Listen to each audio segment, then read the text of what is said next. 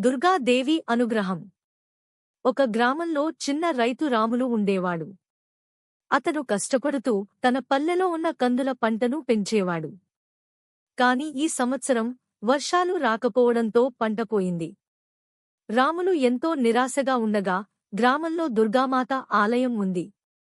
ప్రతి సంవత్సరం వారు శరద్ నవరాత్రి ఉత్సవాలను ఘనంగా నిర్వహించేవారు. ఒకరోజు రాములు ఆలయానికి వెళ్లి దేవి దుర్గాకు ప్రార్థించాడు. నాకు కాస్త సహాయం చేయండి. నా పంటల కోసం నేను ఎదురుచూస్తున్న వర్షాలు రాకపోతే నా కుటుంబం ఇబ్బందుల్లో పడుతుంది అని చెప్పాడు. దేవి అనుగ్రహం కోసం రాములు ప్రత్యేక పూజలు చేశాడు. ఆరాధనతో నిండిన ఆ రోజు రాములు ఇంటికి తిరిగి వెళ్లాడు. అచానక్ అక్కడ ఒక వృద్ధుడిని చూశాడు. అతను సహాయం కోరుతూ ఉండగా రాములు ఆయనకు నీరు ఇచ్చి పండ్లు అందించాడు. వృద్ధుడు కృతజ్ఞతతో నీకు దుర్గాదేవి అనుగ్రహం కలుగుతుందని ఆశిస్తున్నాను అని చెప్పాడు. తర్వాత రోజున రాములు ఆశ్చర్యంగా చూశాడు. ఆకాశంలో నల్ల మేఘాలు వచ్చి వర్షం పడుతున్నాయి. పంటలు పండాలని రైతులు అందరూ ఆనందంగా చప్పట్లు కొట్టారు.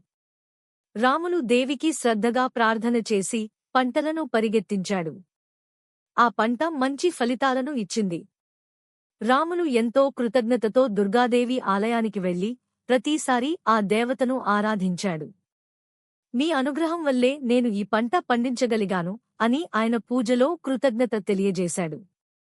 ఈ కథ మనకు దేవతల మీద భక్తి మరియు తమ కష్టకాలంలో సహాయం కోసం ప్రార్థించడం ఎలా ముఖ్యమో తెలియజేస్తుంది.